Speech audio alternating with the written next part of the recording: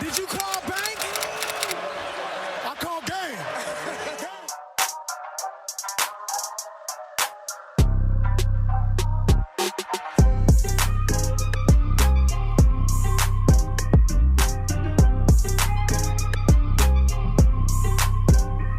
What's good, podcast world? What's good, YouTube? Welcome back to another episode of Charge It to the Game Sports Podcast. We got, as you can see, we got a very special guest in the building today. Aaron Mercadel of North Dakota State is joining us. He's going to come in and chat with us about his college career at North Dakota State, what he's doing now currently, and his just overall success in life. So before we get started, make sure if you're on the YouTube page, hit the like button, subscribe to the channel. And if you're on some of the other platforms, whether it be Apple Podcasts or Spotify, be sure to subscribe to the channel. But Aaron, man, what's going on, brother? How you feeling? Pretty good. Can't complain. Just happy to be living life, I hear It's you, good. man. Yeah, man. So tell us, man, tell us one of the questions I had for you, man. What is it like growing up? Well, what was it like growing up in Oakland, California, man? Tell us a little bit about your young life growing up out there. Pretty fun. Stayed busy. It was always something to do. I was always doing some kind of sports. Moms and pops kept me busy with those. All kind of summer programs, all that stuff. It was kind of normal. And then, you get older, you start experiencing the other side of everything. Once we get to about middle school and stuff, Right, that's yeah. when people start, affiliations and things like that. So you start seeing people your age and stuff dying and start going to funerals and stuff. Right. But it's still the norm. So it's not something you think about till you get older. Like that probably wasn't okay at that time, but Right. during it's just life. So, that was just normal, but sports was always a constant. Football became a constant in probably fifth grade. That's when I started. Right. And once I started playing football, I don't think I cared about anything else. That's what's up, man. Yeah, it took over for me. I kind of started, and what motivated me to play so much is I used to fight and stuff, growing up. So Right. having the ability to go hit people on the field and not get in trouble with things like that, I hear you. I was all for it. So that's how I kind of got started, and the love for the game, grew as I got older and things like that.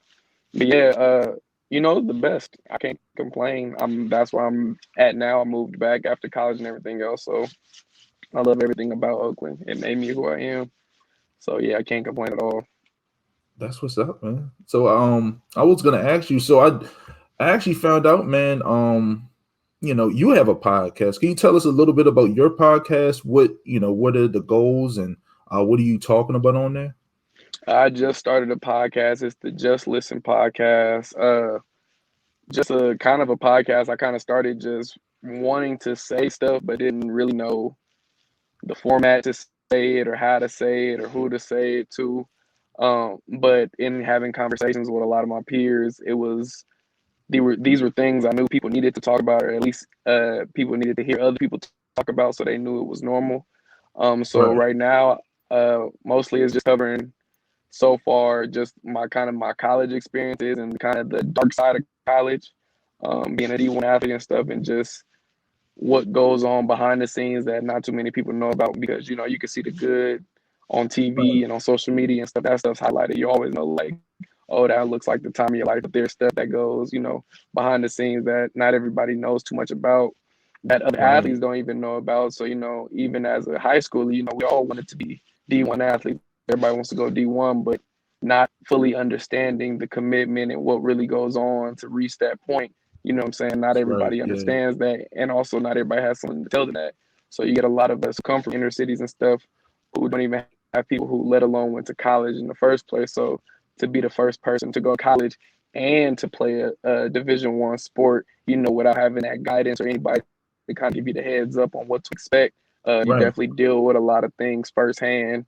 And I got to do that. So now, me having lived through it and actually surviving, I got my degrees and everything. Now it's my turn to, I think, give that information back. So, that next generation doesn't have to go through it the same way I did, at least. Everybody lives and learns. But if I could save you from a couple mistakes, then I did a good job. Right, man. So, like I said, thanks for that, man. And like I said, we'll dive into, like you said, some of the dark, sides of playing, college athletics and stuff like that. One of the other questions I had as we bring in our other co-host Jay. What's going on, Jay? Hey, man, been a rough day. It's all good, brother. It's all good, man. Yeah, So, yeah. Thanks for hopping on with us, brother. So, of course. I wanted to ask you real quick, Aaron, man. So, what got you to North Dakota State? So, obviously, you played high school sports, and you're probably, obviously an amazing athlete. What did you play in college? What was your college recruiting process like? Those types of things. Just tell me about your recruiting experience, because we got a lot of young guys that are in high school that actually listen to the show, and even parents out there that it's a lot of, they're being fed a lot of information, and you know how that is. You don't know some of the best things for your kids, or even if you're a player for yourself. Can you just tell us about your experience, the recruiting process? Yeah. So when I was in high school, I went to a smaller school, went to a private school, so they weren't known for football and things like that. Their kind of claim to fame is they got one guy D1 every year, which is pretty good, but they got one guy to go D1 every year. So when I went there, kind of just a ground up type of project. That's how I saw it. In the sense, I wanted to turn the program around and wanted it to be known for something. Just from playing football in middle school, I came from a championship caliber Pop Warner team. I played for the East Bay Warriors, so I had already been a part of championship level teams. Okay. I understood those things that it took by the time I got to high school. So when I got to high school, played JV as a freshman. Things went good. I broke my kneecap. So early on in my career of football, I got injured, and that was my first surgery. I got surgery on Halloween, my freshman year of high school. But that was my first time dealing with like an injury and going to rehab and things like that. So sophomore year came around. They put me on varsity. I was still recovering back from my knee injury. They put me on varsity for one game just so we had the numbers. They're putting all the young guys on varsity. Like, we just need the numbers to look big on the sideline. This your freshman year? This is as a sophomore. I'm coming back from my knee injury. Gotcha. I'm coming back from the knee injury. So I remember they put me in at fullback in the game, and it was a goal line play, and I came. The linebacker might have been blitzing or something, but I laid him out right there. We scored on that play. I remember just jogging back to the sideline. The coach was like, "You're not going back down to JV," and I was like, "Nah." That's how it happens, man. You go out there and make a play, man. You're gonna stay on that level. You know what I mean? So. Oh yeah. So that's when it started. So I was on varsity. Earned a starting position at linebacker that year. That was the first year we made it past the first round of playoffs in like 10 years, I want to say.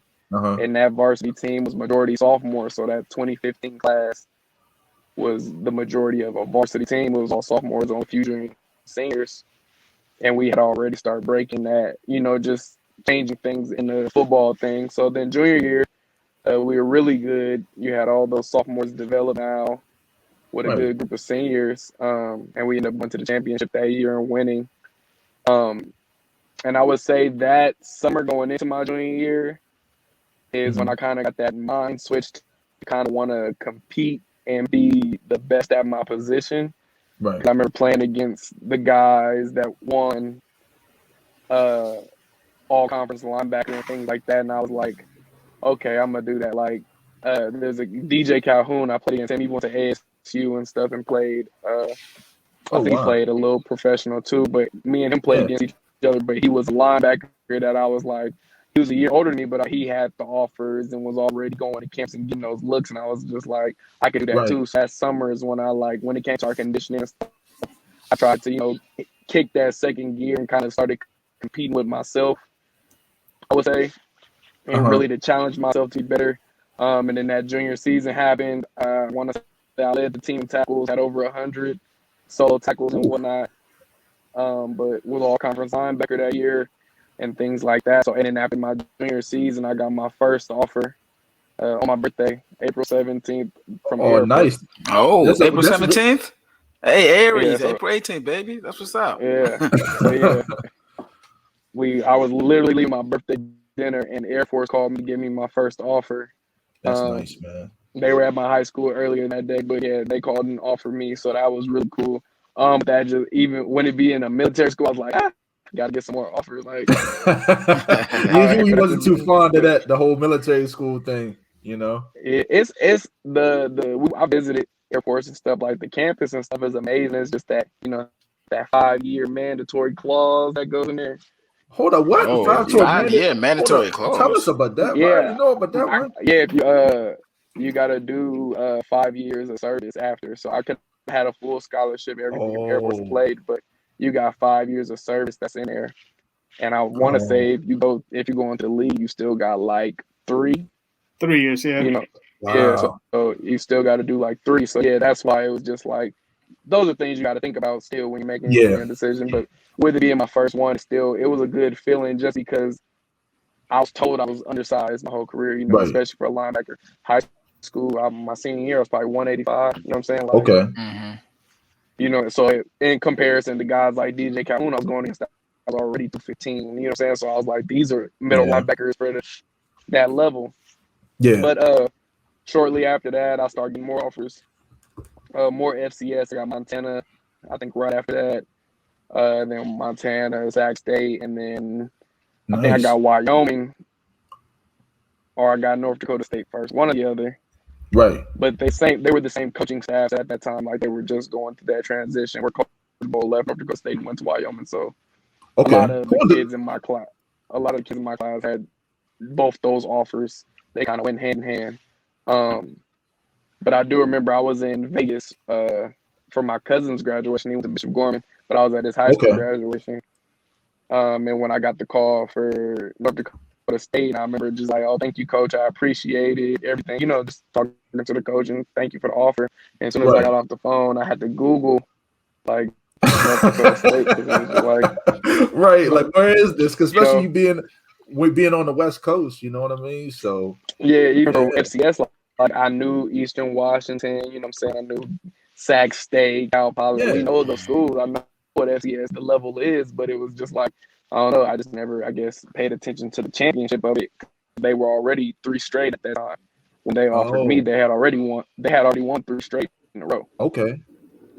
So they called me and stuff. So they were just coming off the 3rd championship in a row, going through the coaching change and all that stuff. But I talked to the head coach and everything. And but my recruit coordinator, Coach Kane, I want to say he's at Oklahoma now. Coach Jamar Kane, he makes it happen with the coaching, but he was friends with my high school coach, so that's how I got connected. I guess he must have said, just let me try to recruit California. Let me see if I can get one kid. Right. I was one kid, so. Oh, wow. I ended up. What was it like, the transition to going from Oakland to North Dakota? It's a big transition. Just being in the Bay Area, the Bay Area is real culture, real diverse. You see a little bit of everything. We're not, we know what everything looks like. We're not surprised by seeing anything at all. Right. This is the most liberal, most free. If you've seen one thing, you've seen it all. So going to, North Dakota where it's like farmland, it's majority white people. It was a different transition, but it was even more surprising because living in the Bay Area and you deal with people who've seen everything. I still can get looks going into a restaurant or something if it's majority white. You know what I'm saying? I can still get that. Like, why you here? Look the sideways look, Yeah, going out there, I wasn't getting those looks. You know what I'm saying? Like, these are just like, they kind of mind their own business type of thing, and then they love the football team. So, you know what I'm saying? It's just kind of that type of aspect. So it's a different feel. Just that Midwest nice. It's something you kind of got to experience to kind of understand it. Yeah. But just, you got the blue collar people that, just hard work people that just do stuff.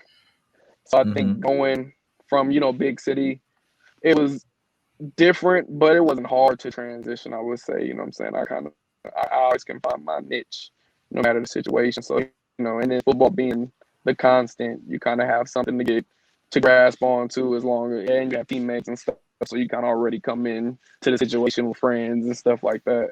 So it makes it a little bit easier.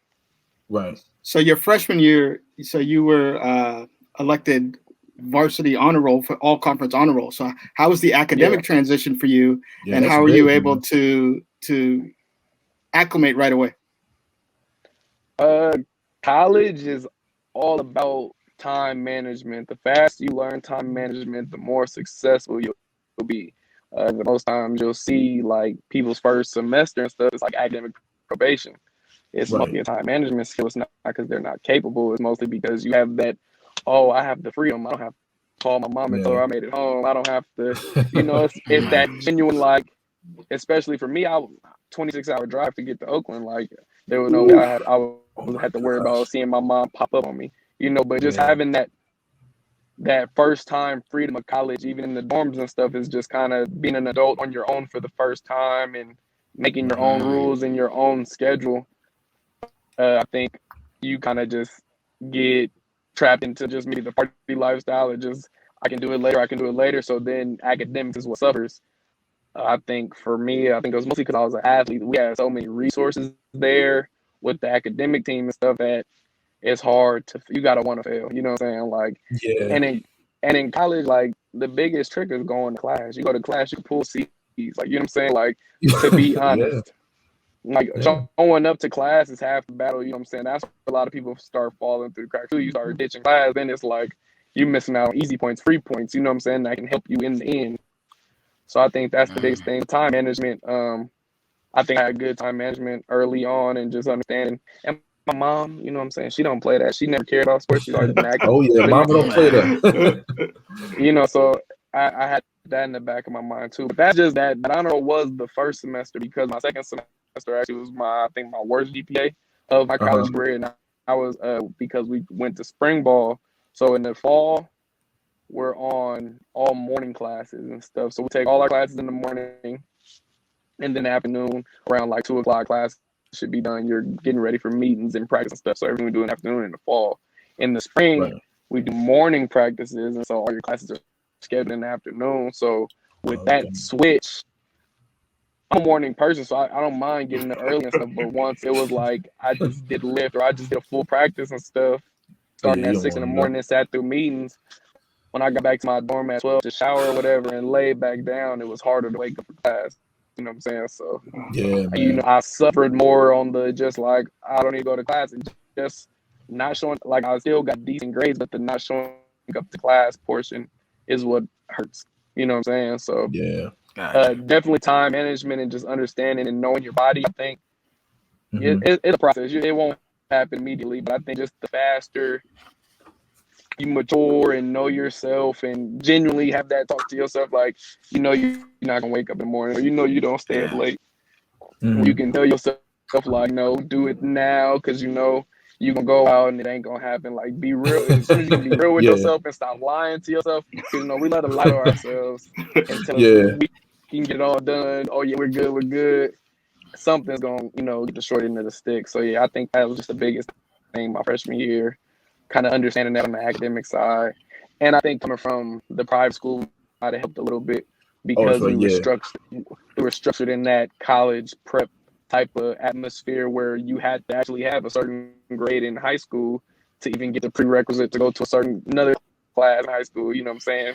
Okay. And the difference between you taking biology and chemistry as a sophomore was whether or not you got a C or a B.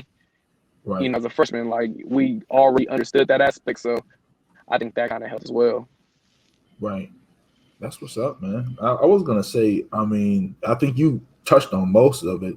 I was going to say, just take us to like a day in the life of a college athlete, man. Like I think most of the people on the channel know, I've played college, D1 college, but I played at Morgan State University in Baltimore and everything. But tell us, like, a day in the life, like, I know, but those early mornings, man, going to weights, you go to weights, you shower, you eat breakfast, class. I get you on a North Dakota State year-round schedule.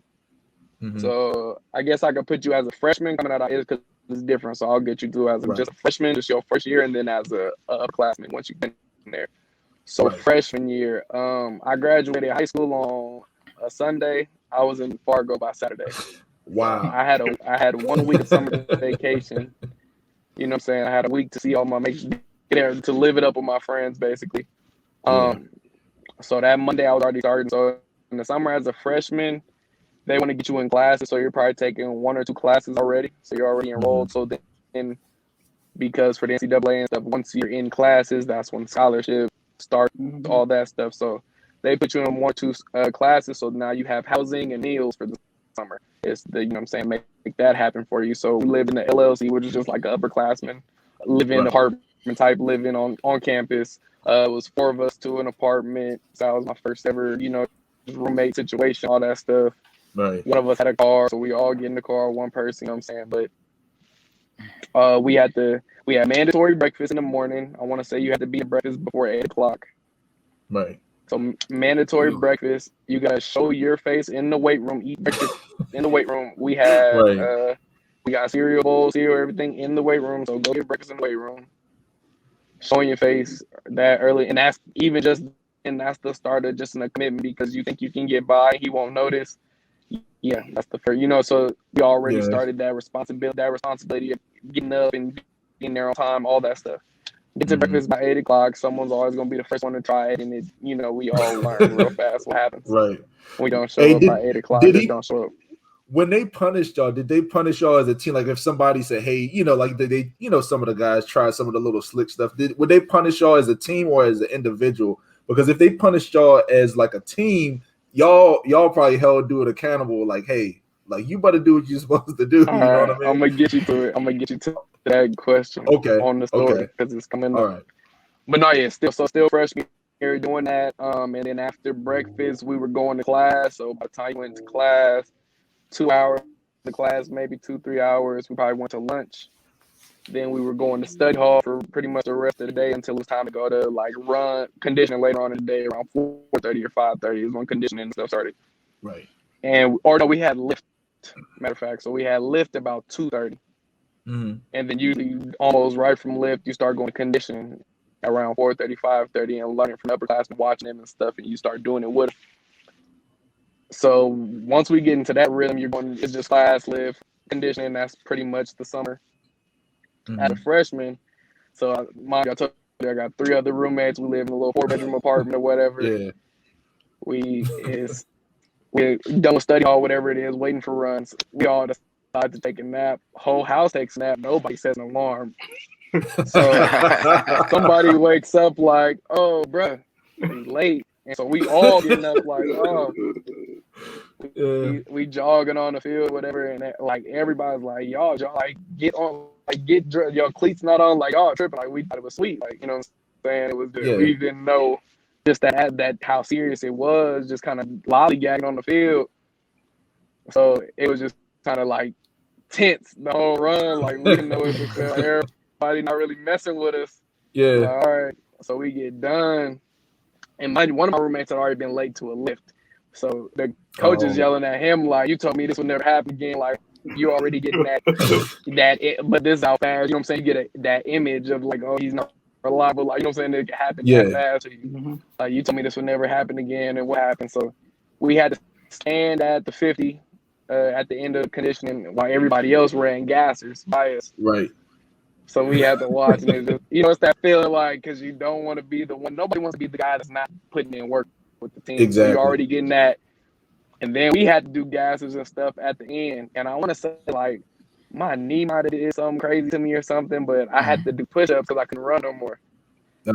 And I was literally getting just like, I remember just getting picked up and dropped by one of the upperclassmen because I couldn't do push-ups no more. Like, my arms wasn't working. But just that sense of, like, you still going to get this work, even if we got to make you do it, like, but you're not going to, like, just quit.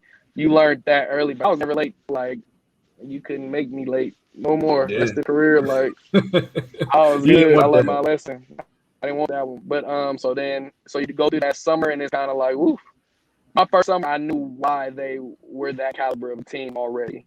Between, you know, we were already having player led 7-on-7, all these things. Like, no coaches around. Like, the team just wants to do this kind of stuff. Right. You know the what I'm guys saying? did it. Yeah. So just being part of all that stuff, and then getting ready for fall camp. Now you move into the real dorms, the old, you know, stuffy. It's hot. It gets hot in Fargo, contrary to how cold it gets.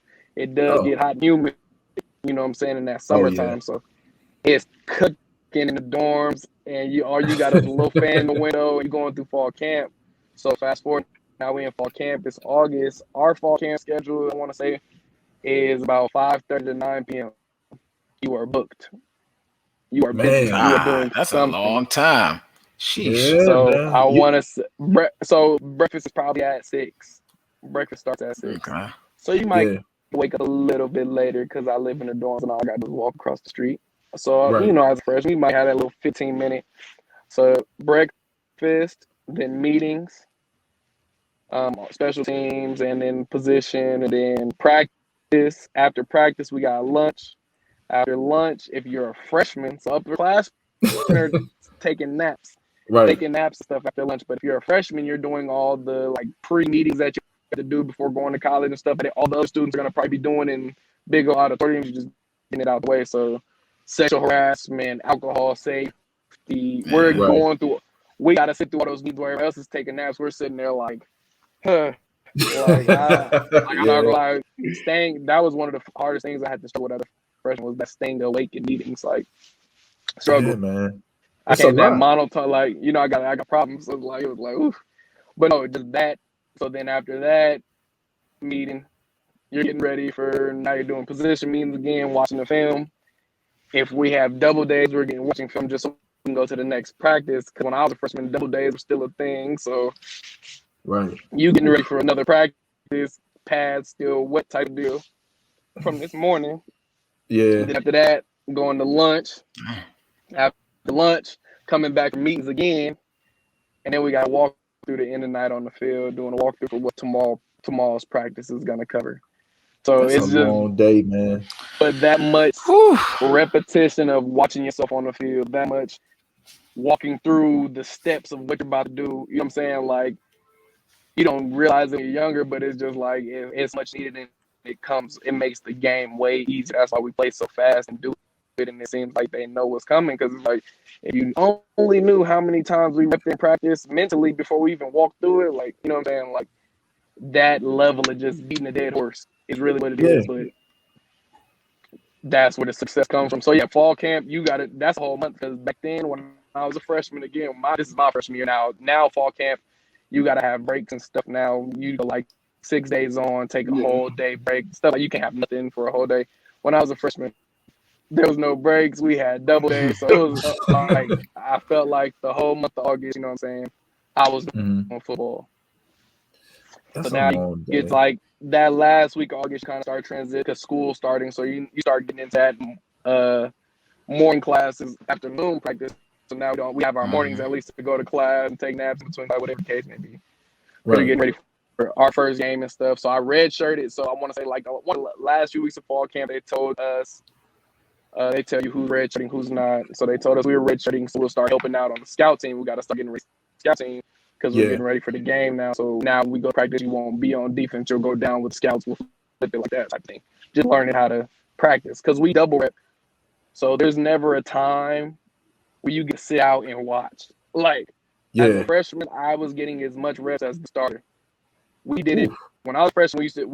I want to say we did 1s and 3s on one field and 2s and 4s on the other field. Yeah. So as a freshman, I was repping with one. Like I got my welcome to college football moments early. Like I want to say I had the lever. I want to have to keep the outside containment. But we call it lever. And I had to lever a pulling guard on like counter or something. Threw me 5 yards. And you was a little dude too. Like you what was coming in like. Yeah, I want to say I probably out of my first summer I might have came in the fall camp a rough 200. Just after that first summer, it really was just eating 3 meals a day. I know how much that could do for you. That realization. I didn't eat 3 meals a day in high school. I started eating 3 meals a day, and then I started getting bigger fast. Just figuring it out. But yeah, so I came in the fall camp, around 200. Yeah, as a freshman, but yeah, I was getting tossed. Like I was like, I can't do that. Like, because I'm aggressive dude. Like I'm not scared at the point of contact. It was literally just like, you're too small. I can't do nothing about it. Right. So yeah, I kind of wanted to red shirt because I was already like, I'm a linebacker. I gotta get bigger. You know what I'm saying? That red shirt year, that full developmental year that we do, is big time. Right. So yeah, I did that. So yeah, they took me a red shirt and they on scout team. So I was scout. I played with Carson Wentz. I was on his scout team. I could say I picked off Carson Wentz in practice. those type of things. I was scouting for Carson Wentz. I remember almost like hitting him one time. I got cussed out so bad. That is funny. So how was that, man? You said you got cursed out by who though? The quarterback coach Hedberg. And Coach Hedberg is an older man. He don't say nothing too much. You ain't gonna get too much out of him. How loudest I done heard him. Yeah. They don't touch. You don't touch the quarterback at NDSU. That's why it's 3. I can say I played with 3 drafted, 2 first round. You know what I'm saying? Like you don't touch the quarterback. Man, yeah, Carson, Easton, and Trey, I all played with. What was it like playing with Carson, man? I want to ask you because I don't know. Like I said, I know this. Like you're a love. Like I got a huge Colts fan, man. My man Dale, man. I know he's watching the episode. He's gonna be watching the episode. Can you tell him about Carson? What is Carson like? Do you think he can come back? Because he's had some down years, man. Do you think he can come back and level off from where he started? You know? Oh, for sure. Like that's the one thing you're gonna get out of a kid. Anybody who played at North Dakota State, somebody goes on to the next level, compete. Like out of anything we know how to do, we can compete to the top level with anybody, and it's never a fear. We don't ever fear. You know what I'm saying? That you can see that from the FBS when we're undefeated against FBS teams in the last 10 years. 15 years, whatever the case, with like FBS teams don't even want to play us. competing to the top level is something you don't get out of any NDSU athlete. Carson is a competitor. Like that was one of the first people I was like, oh wow, like he's like that. Like you know what I'm saying? Like watching him play and seeing the stuff, like it's like nah, he can actually get it done. And he got it done for the Eagles. You know, people pick and choose. You know, quarterbacks take the flack for a lot of things, but. Yeah, I think he wasn't horrible. You know, injuries suck. Yeah, and for anybody who's got them, you know, injuries suck. And I think it takes people, you know, to actually play the sport and deal with the locker room stuff because he's to have an opinion from the outside looking in because we already play a sport that's not understood to most people. We run into each other full speed. You know what I'm saying? Without a care for our bodies. I like how you said that. There's already a disconnect with the common human being. So it takes people who actually deal with that and go in that locker room to truly understand, you know what I'm saying, what's really going on. Yeah. What was Easton like? I'm all for Carson. Easton was the dude, because I was different, you know, being him only being a year older than me. So, you know, I spent a lot more time with Easton. Right. And seeing him from my freshman year when Carson actually got hurt and him leading the team undefeated into the championship my freshman year. And then Carson getting and then him stepping down, like you just went, you know what I'm saying, however many and to the championship, got us through the playoffs and everything as a redshirt freshman. Right. And then to be like, oh no, big bro, this is for you. Go ahead. You start the championship game. Like you healthy, go ahead. I'm good. Like you learn just we're real humbling like about everything there and just how nobody's getting the program type of deal. So you can easily fall in love with just the program and what the foundation it's built on is real fast because you can see it. It's not too hard to see. If you pay attention, you could see it like, oh, it's a little different here. Because you can't tell me too many people that's going to give up a starting spot for somebody who's been hurt. You know what I'm saying? Just be like, oh, yeah, you're a senior. Like, you can have it. Right. You know what I'm saying? So just to get that, now that was a big deal. But, yeah, so being a part of that first championship and going back to just that first conversation that I had with them saying, like, I can promise you anything else, you'll get a ring. You know what I'm saying? Like, if you commit to North Dakota State, I promise you'll get a ring. That's the first thing Coach Kane told me. So I was like, oh, wow. You know what I'm saying? Like, you know what I mean? Get a ring. So, and getting a ring that first year, and it's the 5th one in a row for everybody else, but that was my first one. So it was definitely really exciting. And then it just built up to that. So I want to say fast forward, you got my red shirt freshman year, and now I'm about to start playing, like, you know, I can get on special teams, all that stuff. Like kickoff is always been in high school has been my stuff. Like I love kickoff. So that was where I saw myself going in and we just beat Iowa that year, all this stuff. Like I'm in the lineup. That's a big school too. Get some reps and stuff. Yeah. And I tore my PCL in practice the week after we beat Iowa. Man, I saw that in the article, man. How was it coming back from that injury? I read that in the article. How was that? That was probably one of the hardest just because a PCL is not something you fix with surgery. it's kind of that it'll fix when it fixes. That's always So- the rough ones. So I Yeah, had to it do. is. I was doing rehab and stuff, and I came back for a game at the I guess the time limit of when I was supposed to be out, and I kind of tweaked it again in that game. So that put me out for the rest of the season. You know what I'm saying? And now it's just like it was frustrating. So then I dealt with that, and that was hard because it's just like people don't understand that then the politics of college football come in. You know what I'm saying? That's the other side of things. When you get that injury, that's when you start seeing the full picture. Yeah. And you got Like the next man up mentality. Yeah, because you got to Yeah. realize like college is a business. You know what I'm saying? It And, is, like man. at the end of the day, and we're investments. Kids on scholarship for sure. You're an investment. Like we're actually putting money aside so you can be great. You know what I'm saying? So Yeah. there's a different level of you got to produce. You have to put on. Like the money can't be wasted. It's not. You're not just because you're on scholarship there doesn't mean you got made. You have to actually prove yourself. And especially at North Dakota State, like they'll start to walk on over a scholarship kid like that. You know what I'm saying? There is no hierarchy at NDSU. It's genuinely about who's the hardest working man. Like Joe Egg, he just won a Super Bowl. He was he was the senior with Carson. Yep. Joe Egg, he was a walk-on at NDSU. Now to say the career he has now, you know what I'm saying? Like that's the success story for many at NDSU, walk-on turn superstar. Because there's no hierarchy, especially from our strength coach, like where you spend the most time, you know what I'm saying? He treats everybody the same. He doesn't care where you from, who you work from. You get humbled real quick coming to high school, eating out of those cereal bowls in the weight room, you know? Yeah. It's a quick humbling experience. So, the injuries hurt. And then coming back in the spring ball, I was kind of feeling good. And I tore my MCL, which is, again, another don't need surgery. Jeez. You got to wait for it. Yeah. And I want to say I was maybe a week or two, and I was able to tape it up nice and still finish off the spring game and stuff. But just talk with the coach after we had end of the year meetings with the head coach every year, with your position coach and head coach, talk about what you need to work on, all these things every year. But my meeting was kind of more so on you're injury prone, like you got to produce for us, like you have to show us that you can actually help us. So it's kind of like it hurts your feelings as just an athlete, as just a human, you know what I'm saying? Like kind of being so like we can get rid of you just like that, you know what I'm saying? Like, but it's more so like, and it was hard for me because I'm the type of person if it's F me, it's F everybody, you know what I'm saying? Like So I feel that was though. No, but that was a big mature point for me to not like blame everybody else and just be like control what you can control and just go to work. Exactly. So after that season, you know what I'm saying?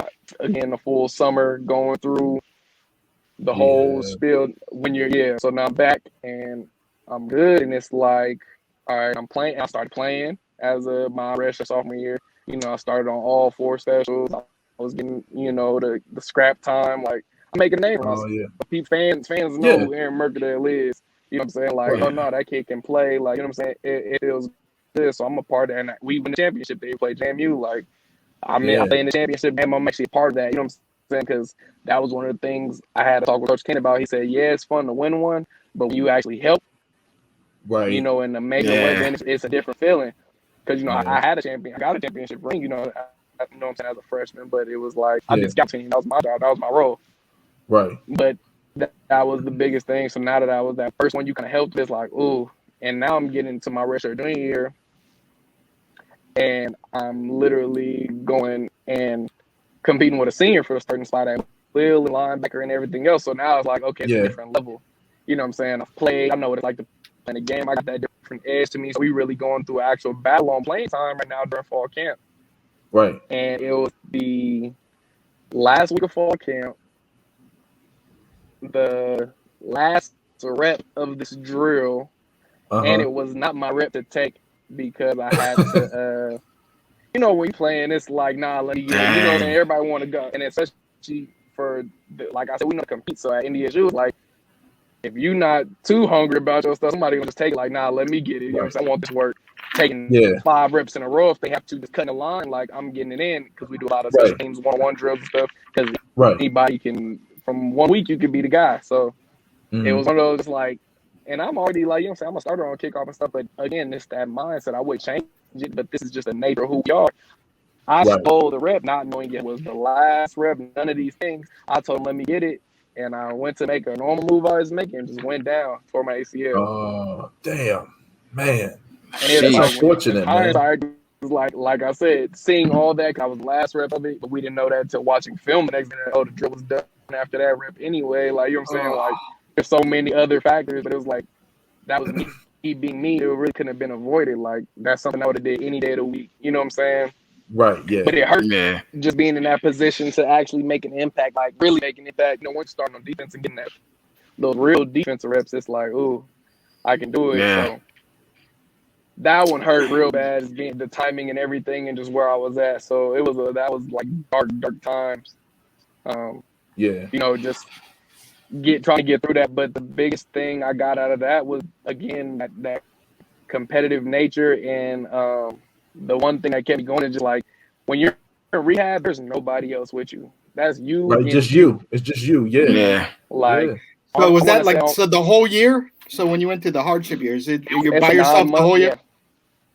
9-month recovery. You know, like there's certain things I'll go to our trainer for, but for the most part, I have a sheet that has my exercises, and I got to do them and just check the box every day. Right. So for, you know what I'm saying, again, that's you versus you. Do you say I did all my reps, or do I just, you know what I'm saying, just do them? Yeah, because they don't watch you. They don't sit there and watch you, do they? Exactly. And I want to say, yeah, no, they don't. One of the things on my thing is probably like 1,000 leg strainers, just straight my leg, flexing that quad. 1,000. Right. Are you going to do that, or are you going to not do it? You know what I'm saying? But I was actually doing them. If I knew that I was on my sheet, okay, I'm going to start in class. I'm going to straighten my leg in class. I'm straightening my leg all day. So by the time I do get to the dome, ready for, I'm like, okay, let's go. I can do it. I can check that off my box. But right. I also, because my whole goal for myself, my personal goal is to not have to wear braces. I don't have to wear braces next season. I wanted that knee to be 100% fully healthy. Because anybody coming off injury, you know, you get that, you still have that fear, like especially someone coming to hit that. Is it gonna hurt? Yeah. Is it like gonna break? It's quick to tense up and be like, oh, I want to know. I was a crash test dummy before on the field. I need to be a crash test dummy. Like, you know what I'm saying? I gotta have that confidence and be on that. Yeah. So that, I think that's what motivated me. But even when it came to, like, you know, got healthy enough to run and stuff, it was okay. You got 10 guys, so doing it by yourself. You know what I'm saying? Like, it's all. Sometimes I was literally in the dome by myself, and I could say I'm done. Like, you want to go do anything else than run around by yourself. So it's like, you know, you try to your mind can try to find distractions, but it's still getting into that mindset. Like, no, because if I get hurt next season, I'm gonna remember this one rep that I probably could have took and might have. You know what I'm saying? Like, genuinely looking ahead, and you have to have a goal in mind when it comes to that rehab, because it's easy to it's hard. You by yourself. It's hard. Any human can tell you, like, it's easy when you got somebody motivating you, but you by yourself every single day in and day out for 9 months, motivating yourself to get better, it's a little bit harder. But I did it. I didn't have to wear a knee brace or anything. So my red shirt senior year came back, and I actually, before the season started, they granted me another year eligibility from my knee injury. Right. So I was technically a red shirt junior, and I went and played that season. Started at will linebacker. You know, it was there. We won championship, all the usual.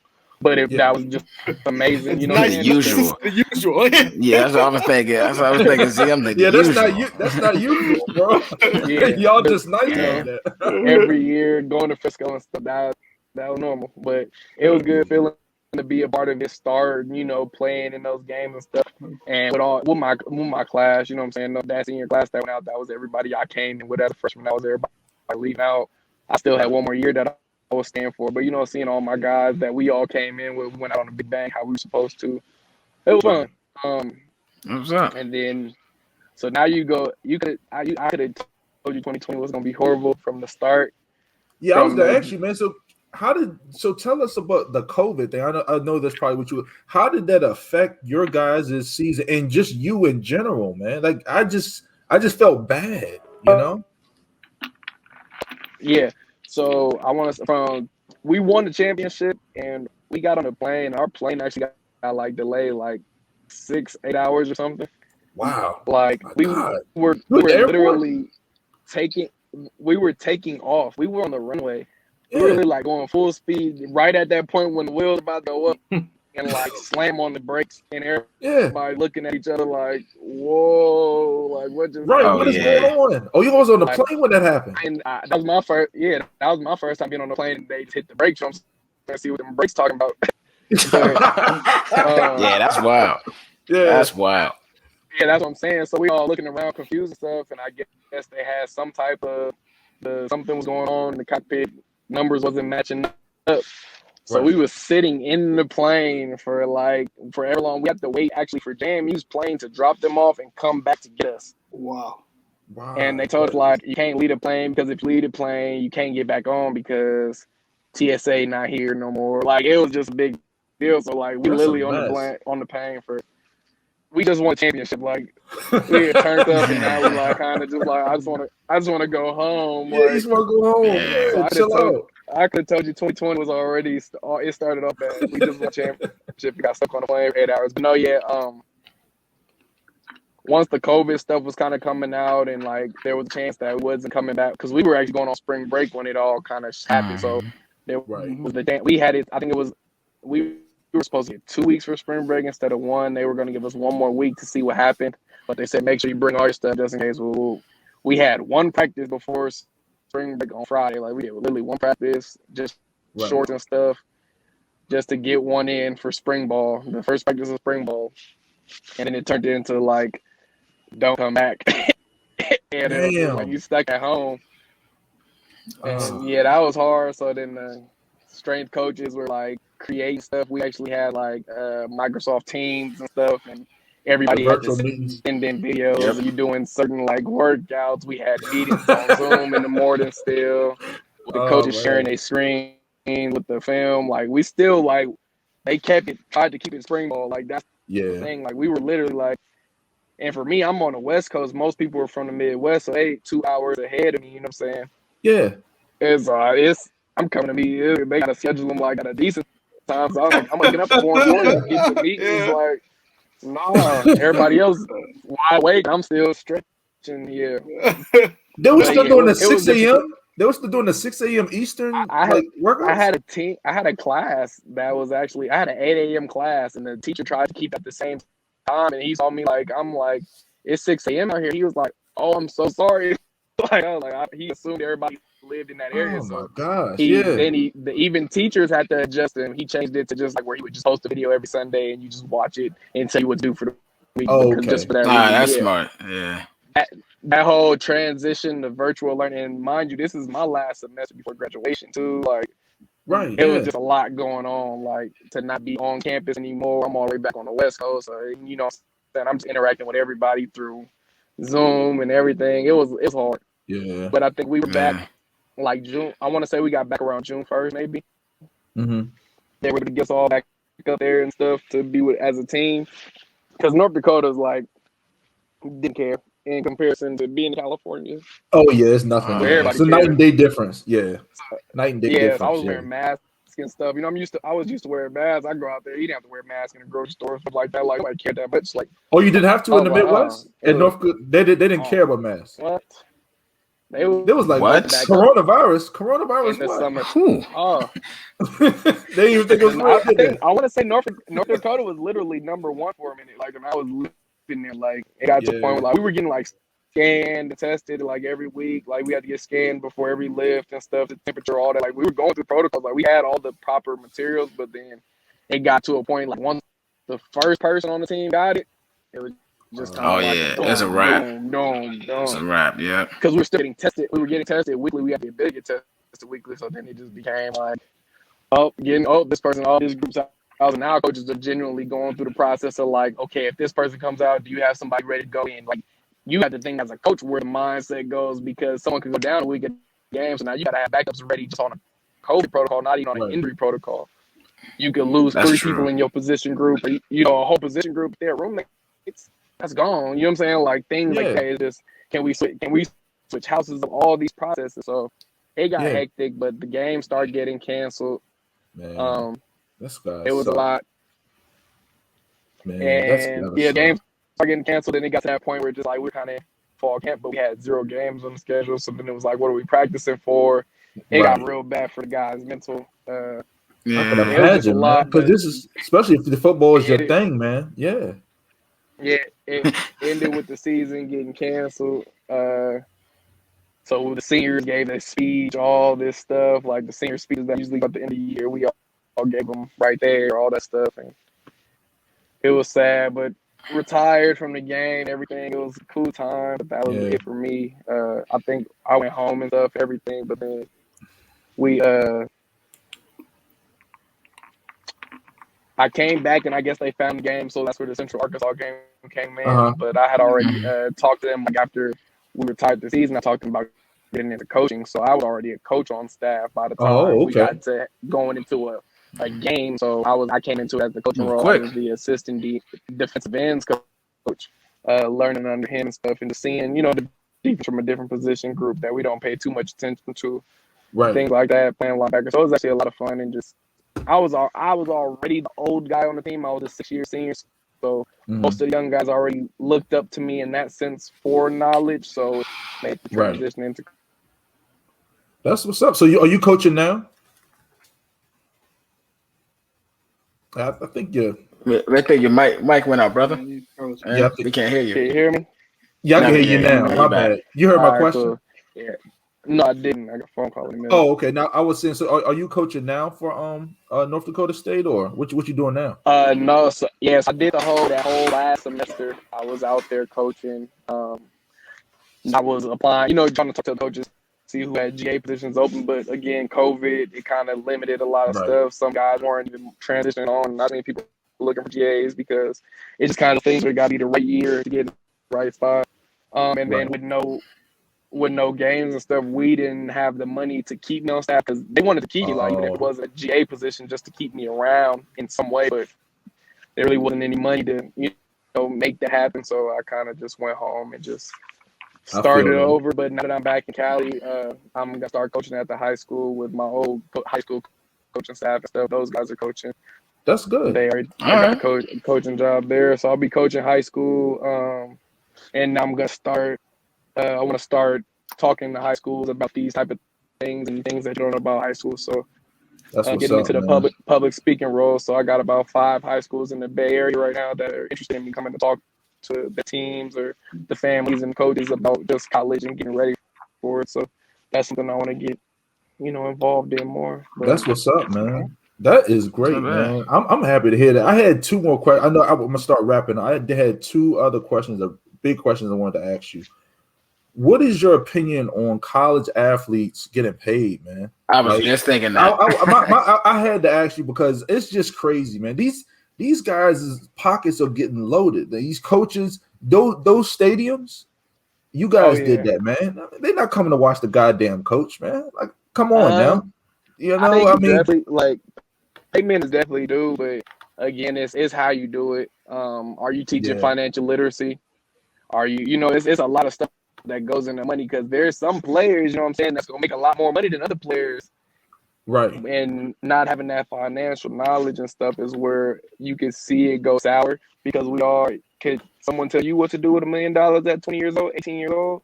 And you never know certain people's living circumstances and whatnot and just who they're supporting back home. So it's a hard question to answer. You tell me, would you like to be paid more? Like, yes, but I'm also, I'll send money back home and doing things like that. You know what I'm saying? I don't just spend my money on myself. I'm helping everybody out if I'm in something. So, I would like more money. But if you get somebody who doesn't necessarily need it, or somebody who's like, I'm gonna blow through that. I'm gonna have a new car, a new grill, a new, you know what I'm saying? Like, not necessarily do the right things, but money can go the wrong way too. So I'm all for college athletes getting paid, but I'm also for teaching the financial literacy. It'd be cool if you had college athletes owning real estate at 21 now. That's a game changer. You know what I'm saying? These are things that can really make that money move. Are you going to teach these athletes how to make – I might have got a $5,000 check in college, but can you make me turn that into something, or is that just going to be a new pair of shoes and hoverboard and you know what I'm saying? Like, he said new pair of shoes and the hoverboard. My man, it was the priority. You know what I'm saying? We were 18, 19 because I was on scholarship, but I still was eligible for financial aid. I'm getting $2,000 a semester.